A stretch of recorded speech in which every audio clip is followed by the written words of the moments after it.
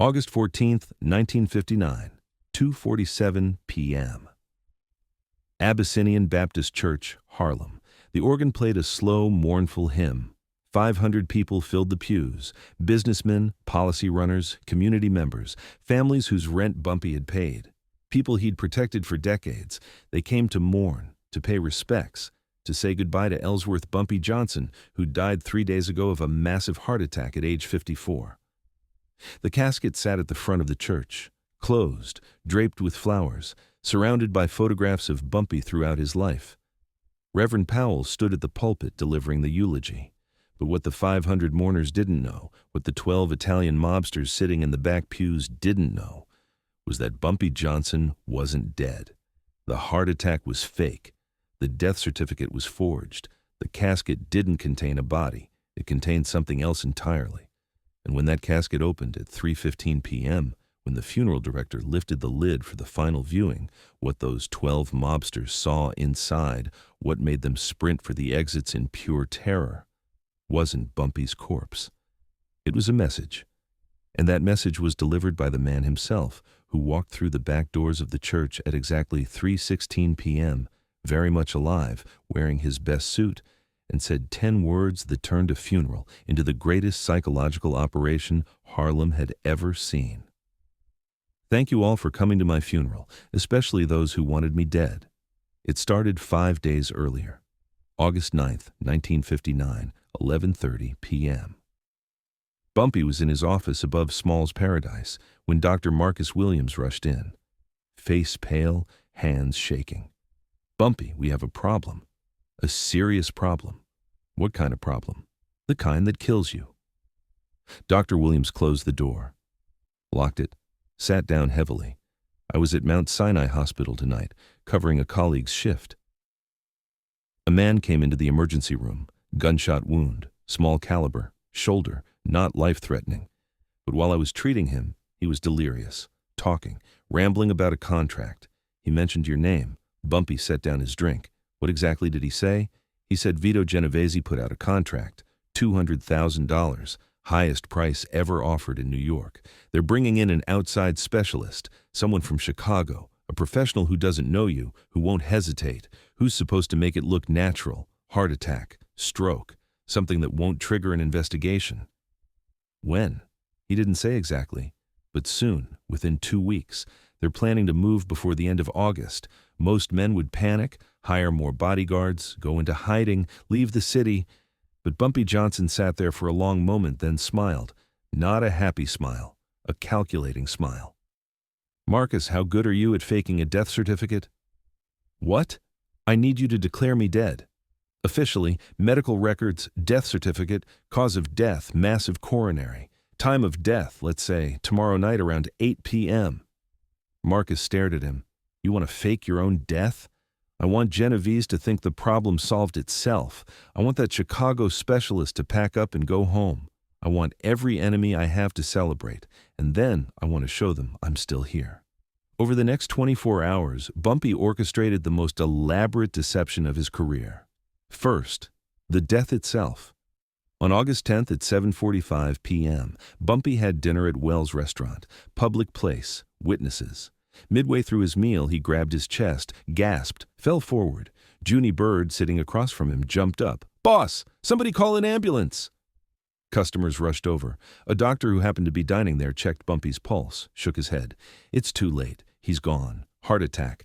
The ambulance arrived. Paramedics confirmed. No pulse, no breathing. Body loaded onto a stretcher, covered with a sheet, taken to Harlem Hospital. But the body on that stretcher wasn't dead. Bumpy had taken a drug, something Dr. Williams provided, that slowed his heart rate to almost nothing, slowed his breathing, made him appear deceased to casual examination. At the hospital, Dr. Williams was waiting. He examined the body, declared Bumpy Johnson dead, massive myocardial infarction, time of death 8:07 p.m., signed the death certificate. Within an hour, the news spread. Bumpy Johnson was dead. Heart attack, 54 years old, gone. By morning, every newspaper in New York had the story.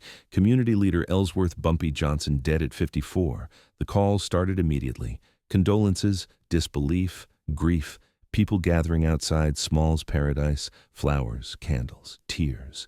Real mourning for a man who'd protected Harlem for 30 years.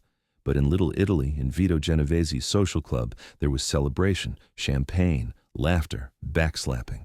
The problem had solved itself. No contract needed, no payment required. Bumpy Johnson was dead. Natural causes. Perfect. Sal Maroni raised his glass to heart attacks, the most reliable killer in New York. Carlo, the strategist, was more cautious. We should verify, see the body, make sure. Genovese waved him off. The man died in a restaurant full of witnesses. Doctor declared him dead. Hospital confirmed it. Death certificate signed. He's dead, Carlo. Finally, after 20 years of trying, Bumpy Johnson is dead. But we should attend the funeral, Carlo insisted. Show respect. Blend in. Make sure there's no deception. Genovese nodded. Send 12 men. Dress respectful. Pay your respects. Confirm he's in that casket. Then we celebrate properly. Meanwhile, in a private room at Harlem Hospital, Bumpy Johnson sat up in bed. Very much alive. Very much planning. Junie Bird sat across from him. Boss, the whole city thinks you're dead. The whole city needs to think I'm dead for 3 more days, until the funeral. Then we show them the truth. But why? Why go through all this? Because I need to know who my enemies are, really are. Not just the Italians. Anyone who's been waiting for me to die. Anyone who's been secretly hoping. Anyone who shows up to my funeral to make sure I'm really gone. They'll reveal themselves. And I'll remember every face. The funeral was scheduled for August 14th. 3 days to prepare. Junie handled the logistics. A real casket, real flowers, real church, real reverend, everything legitimate, except the body. What are we putting in the casket? Bumpy asked. Nothing, Junie said. It'll be empty. No, Bumpy shook his head. We need something. Something that makes a point. Something that, when they open that casket, they'll never forget. He thought for a moment, then smiled. Get me 200 pounds of stage explosives, the kind they use in movies, realistic looking, wires, timer, the works, but completely inert, won't actually explode, and put a note inside. Junie stared. You want a fake bomb in your casket? I want anyone who's planning to verify I'm dead to open that casket and realize they've made a terrible mistake. The next 3 days were theater. The wake. People filing past the closed casket, paying respects, crying, sharing memories. Bumpy's wife, Mamie, played her part perfectly, grief-stricken widow, accepting condolences. It broke her heart to deceive good people. But Bumpy had explained. We need to know who our real friends are, and who's been waiting for this day. August 14th arrived. The funeral. Abyssinian Baptist Church filled with 500 people. Front pews for family and close friends, middle pews for community members, back pews for everyone else. And there, scattered among the mourners, were 12 men in dark suits, Italian, respectful expressions, but eyes constantly scanning, checking, verifying. They were Genovese's men, sent to confirm the death. One of them, Frank Russo, whispered to his companion, when do they open the casket? Final viewing is at 3:15, right before burial. We make sure he's in there, then we leave. At 3:10 p.m., Reverend Powell finished his eulogy.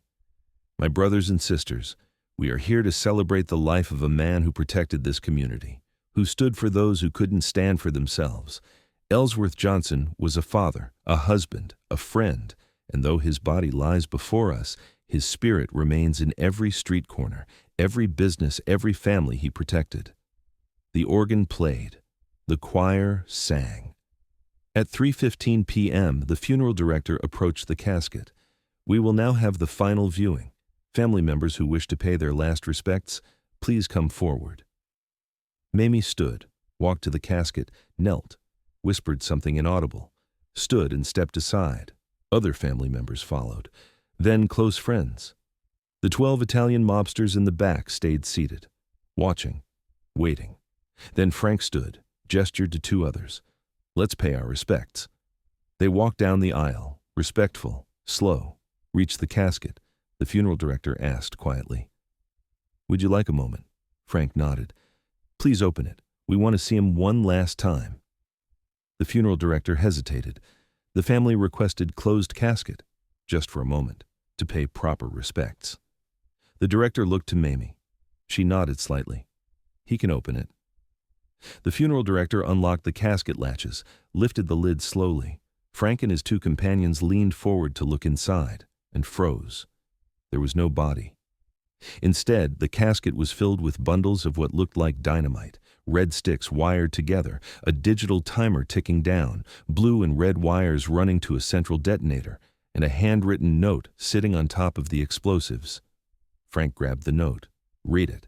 His face went white. "What?" his companion whispered. "What does it say?" Frank's hand was shaking. "Hello, gentlemen. Looking for me.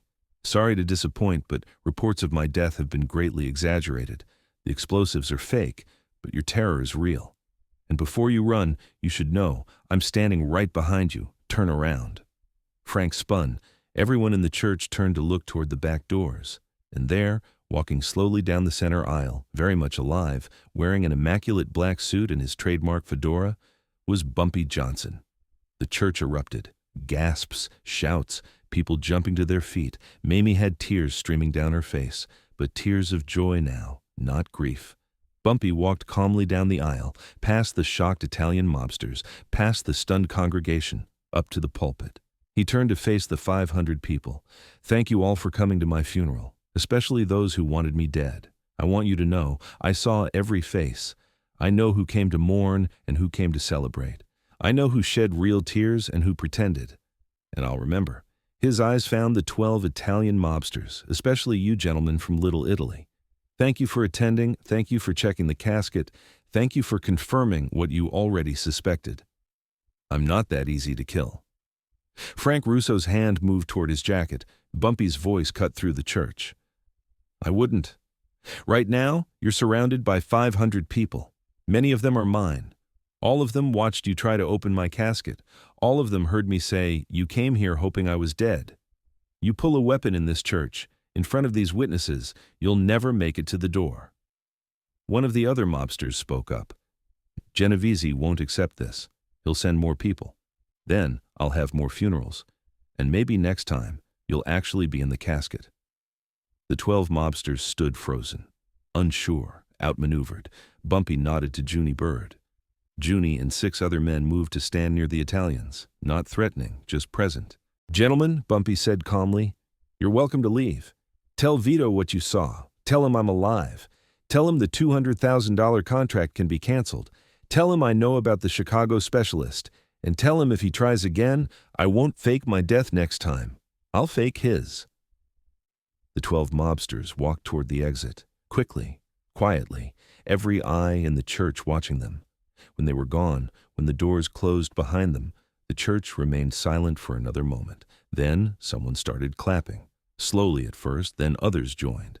Within seconds, the entire church was applauding, not celebrating death, celebrating life, celebrating the fact that Bumpy Johnson, their protector, was still alive. Reverend Powell stepped forward. "Brother Johnson, you've turned your own funeral into a resurrection." Bumpy smiled.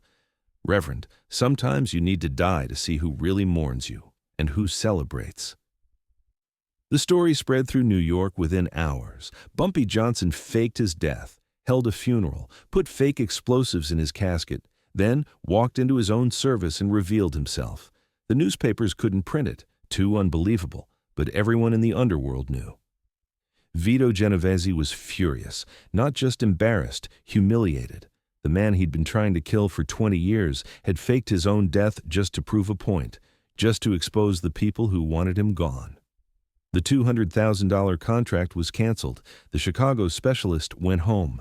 And for the next 9 years, until Bumpy actually died in 1968, nobody tried to kill him. Because the lesson was clear. You can't kill a man who's willing to attend his own funeral just to see who shows up. The casket with the fake explosives became legend.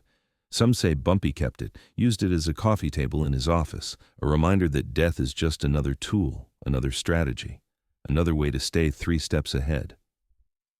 Dr. Marcus Williams, who'd signed the fake death certificate, was asked years later if he had any regrets. "Only one," he said. "I didn't take a photograph. Bumpy Johnson walking into his own funeral. That's the kind of image you want to remember forever." If this story showed you that sometimes you have to die to see who your real friends are, hit subscribe. Drop a like if you understand that resurrection is the ultimate power move. Comment below, would you attend your own funeral? More legendary action stories coming next. Don't miss them.